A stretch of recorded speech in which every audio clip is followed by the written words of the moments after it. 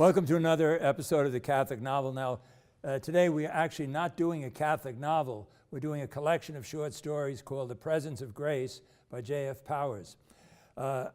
Walker Percy, who was one of my favorite novelists, wrote 6 novels, but he once said he had no idea how to write a short story.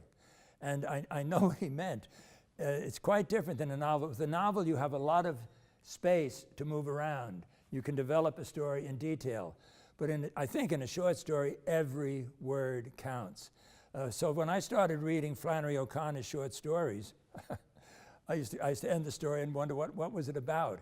I needed someone to point out the key phrases, which by and large went right over my head. So with J.F. Powers, along with Flannery O'Connor, we're dealing with I think the 2 best American Catholics who wrote short stories.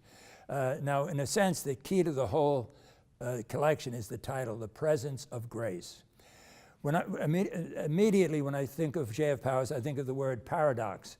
As a matter of fact, before this particular lecture, I looked up the dictionary definition of paradox. It's a joining of apparent contraries.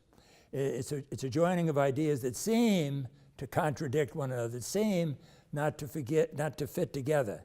And of course, the great paradox, capital P, in the history of the human race is the incarnation. The Danish philosopher, theologian Søren Kierkegaard said the incarnation, and by that Christians mean God becoming flesh, God becoming human.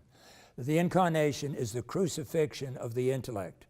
No matter how long you think about it, you cannot prove it and you cannot understand it. So the paradox that J.F. Powers deals with is the paradox of a human being being raised to the level of a priest. And he's absolutely fascinated by this, okay? And I think he provides some really good insights into this mystery. Now, it just so happens at this moment in my life, I'm very aware, I'm thinking about homilies I've been giving the last few weeks. I think one of the main dangers for anybody who takes Catholicism seriously, and by that I mean attends Mass every Sunday, receives the sacraments, is to allow it to become routine, to allow it to become business as usual. I think it can happen very easily. You know, we hear the same scripture readings, we say the same prayers during Mass, we probably see the same people at Mass and so on. I think it was Chesterton who said, once in a while, we should look at a crucifix differently. I don't know, maybe I should stand on my head or something, just to shock me, because it is shocking that all of us are loved so much that God dies for us. Now, I think that's what Powers is doing indirectly, okay? No, I'm going to do something now, and I don't want to confuse anybody. I'm going to expand my understanding of paradox, the apparent joining of what are contraries. I'm going to use Søren Kierkegaard.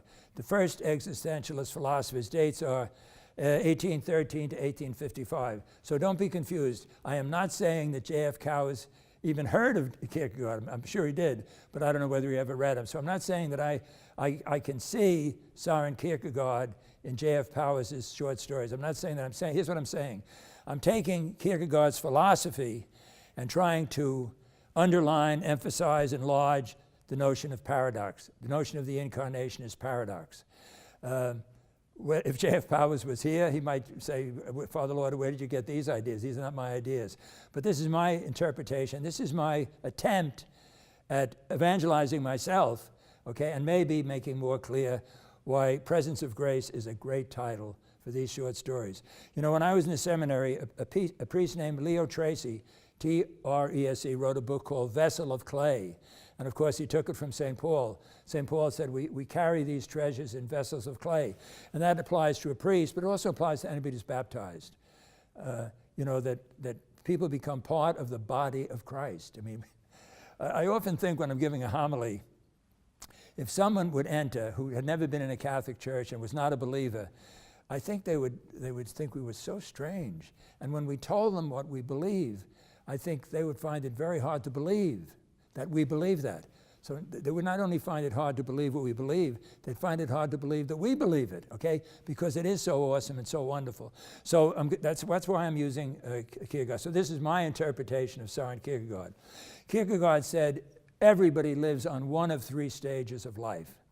He called one the aesthetic, A-E-S-T-H-E-T-I-C. He called the second the ethical, and he called the third the religious.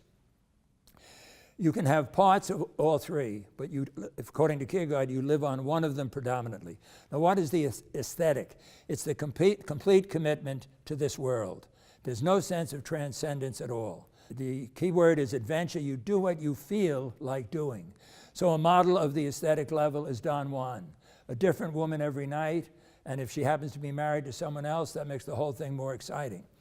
Now, if you follow the aesthetic logically, the logical conclusion is suicide, because you are trying to find salvation in an opera or in a ballet or in a sexual experience or in the best wine, the best literature, whatever it happens to be, and you're not going to find it. You're not going to find it. So logically, suicide is the result. However, you do not have to commit suicide. You can leap to the next stage, which is the ethical. So the person on the ethical stage, the model Kierkegaard uses is a judge. Why a judge? Because judges know the law. They can tell us what, this is right and this is wrong and so on. So in the ethical stage, there's a tremendous sense of duty, keeping law, being loyal to your commitments. So on the aesthetic stage, Don Juan is a model. On the ethical stage, a judge is a model. So the person on the ethical stage says to the person on the aesthetic, everything good you have, we have, and better, okay? However, law does not fulfill you either, duty does not fulfill you either, okay? But you can leap to the third stage, which he calls the religious. So if you're reading anything and they refer to the Kierkegaardian leap, they almost always mean a leap to the religious stage. Now, when you make this leap, it's not a guarantee that you will stay there. You can fall back. But what is this third stage? Kierkegaard gives four characteristics. It's inward, it's deep, it's profound, it's life-changing. It's not a casual thing. Ordinarily you wouldn't be watching the Super Bowl and at halftime think, oh, I've got nothing else to do, I think I'll make a leap to Christ. No, it's you at the center of your being, meeting God at the center of his being. So the first characteristic, it's inward. The second characteristic is it's subjective. And Kierkegaard does not mean arbitrary, which is how you and I, when we say subjective, we mean arbitrary. No, he means deeply personal. No one can do this for you. You must do it. So it's inward, it's subjective. The third characteristic is it involves a leap. It involves risking everything. Now this example helps me. I don't know whether Kierkegaard would like it, but it helps me. I'm on a cliff, and the risen Christ is on another cliff. How did I get to this cliff? Maybe the church got me here, maybe my parents got me here, maybe the schools I went to got me here, but there's only one way I can get over there to meet Christ, and that is to leap and risk everything. And if I miss, of course, I fall to disaster, all right? Can I prove that Christ is on that cliff? I cannot. Can I understand Christ completely? How can he be human and divine? I cannot understand him completely. But I risk everything, and I make the leap. And I believe that I have met Jesus Christ.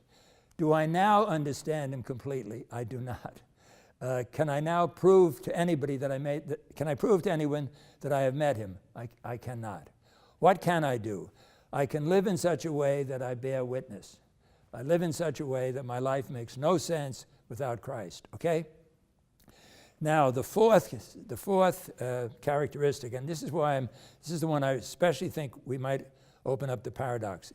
The fourth characteristic is it's absurd. The religious stage is absurd. Does Kierkegaard mean it makes no sense? No. He means it makes so much sense we cannot understand it completely. Well, why didn't he say it's a mystery? Well, I don't know. If I meet Kierkegaard in heaven, I'll ask him. But absurd is a much stronger word. It's a shocking word. And I think that's what sometimes we need. I think that's what Chesterton meant when he said once in a while we should look at a crucifix in a different way, okay? So first absurdity is Christ himself. How can he be human and divine? That's absurd, but it's true. Second absurdity is I risk everything on making this leap. That's absurd, but that's what I should do. After how long does it take me to make this leap? Could be 10 seconds. Could be 10 seconds. But by that leap, I gain eternity. That's absurd. How can a temporary human act, temporary free act that takes, let's make it very long, a minute, takes a minute. How can that gain eternal salvation? That's absurd, but it's true. Okay? So Christ is absurd, and you are absurd for taking this risk. Okay? That's what I think, I'm hoping that expands the notion of paradox. What Catholics believe is awesome. And we never want to lose that sense of wonder, of awe. And as I'm hoping that, maybe Kierkegaard's doctrine could shock us and wake us up and so on. Now, Kierkegaard was the first existentialist philosophy, so a tremendous emphasis on freedom. So once you make the leap, you're not like solidified. Like nothing can ever go wrong. No, you can slip back, okay? So it's an ongoing relationship with the risen Christ, okay? And I hope now you see why Kierkegaard says the incarnation is the crucifixion of the intellect, because we can't understand it, we can't prove it, and we risk everything on it.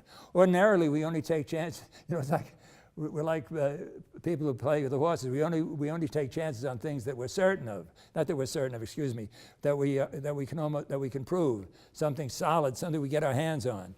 See, now we're being asked, suggested, invited to take a leap in the dark, which is what we do at baptism. A leap in the dark, trusting in God. Okay, having said all that, if you pay attention as you read J.F. Powers, and I think probably you have to pay special attention because it's different, it's a little bit different. And it's perfectly okay to laugh because the depictions he makes of priests, they are funny. I mean, priests are human too, okay? But underlying it, remember the name of the book is The Presence of Grace.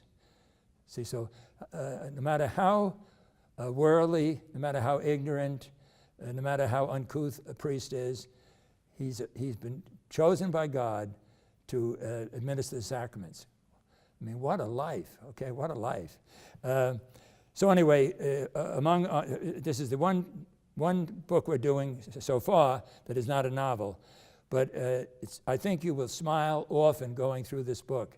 And I hope J.F. Powers' wisdom, and it is wisdom, touches you as I hope it has touched me.